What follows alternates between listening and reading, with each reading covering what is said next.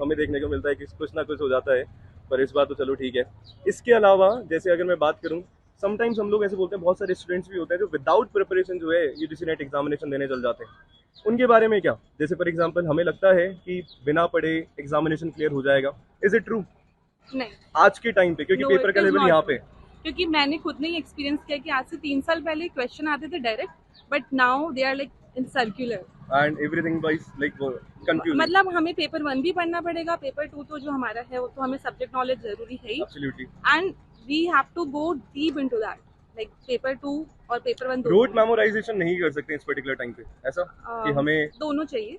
कुछ क्वेश्चंस में आपको करना पड़ेगा एंड कुछ क्वेश्चंस में आपको एप्टीट्यूड एंड अपनी जो भी आपने पढ़ा उसका सारा वो लगवाना पड़ेगा। डोमिनेंस किन क्वेश्चंस का था? Chronological question, statement base, assertion, reason और डायरेक्ट, या सब कुछ था? डोमिनेंस लाइक पेपर 1 में जो आपने पढ़ा है, मुझे लगा वो सही था, वो मतलब वो आता है।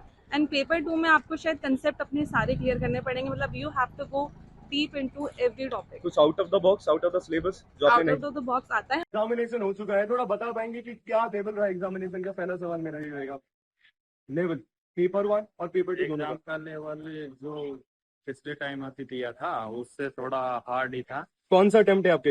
ये सेकंड से। सेकेंड अटेम्प्ट है आपका, बहुत बढ़िया। तो यानी कि लास्ट दिसंबर वाला दिया था, हाँ, तो दिसंबर से हार्ड लगा ये वाला लेवल। नंबर था। कट ऑफ जाने के क्या चांसेस है? क्योंकि पेपर हार्ड है तो कट ऑफ कम जाएगी या ज्यादा जाएगी? कम ही थे। कम ही जाएगी पिछले वाले से।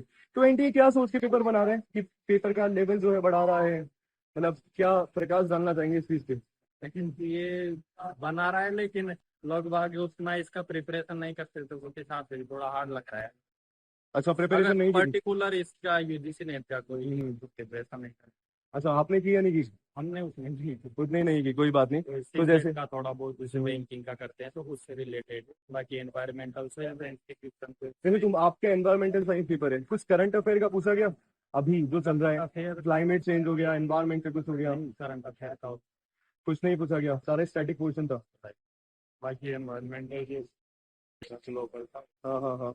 अच्छा, अंदर कोई ऐसी कमी देखने को मिली मैनेजमेंट से रिलेटेड या फिर टेक्निकल इशू, माउस वगैरह काम नहीं कर रहा, कुछ ऐसा? एक दो स्टूडेंट के साथ ऐसा हुआ है, जो देख रहे हो चल रहा नहीं समा एरर एरर दिखा रहा था। तो इससे तो टाइम तो फिर लगा होगा थोड़ा सा। वो अभी बाद में भी एग्जाम दे रहे अच्छा, उनका बाद तक एग्जामिनेशन हुआ है? हुआ है।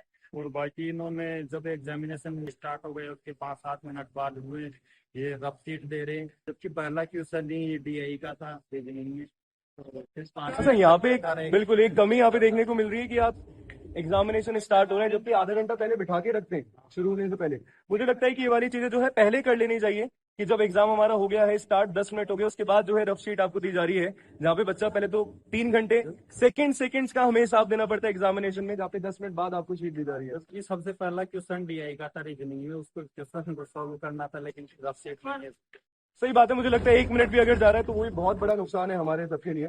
क्या एडवाइस देना चाहोगे स्टूडेंट्स को, क्योंकि आप एक बार क्या है? इसको देना चाहिए कि सी सेट का क्वेश्चन जनरली नॉर्मली आता है और डीआई मैंने और इंग्लिश और हिंदी में पैसेज का थोड़ा रहता है 10-15 क्वेश्चन। स्क्रॉलिंग वाला ऐसा इशू देखने को मिला? स्क्रॉलिंग का होता है, उसमें टाइम मैनेजमेंट का, इससे तुम पहले मॉक दो प्रैक्टिस करो। सही बात है, सही, वो तो इशू हमेशा रहता ही है जैसे। चलो, thank you so much. JR पट्टा चैनल को सब्सक्राइब जरूर करिएगा, ठीक है? तो बोलिए, JR हो जाए आपका।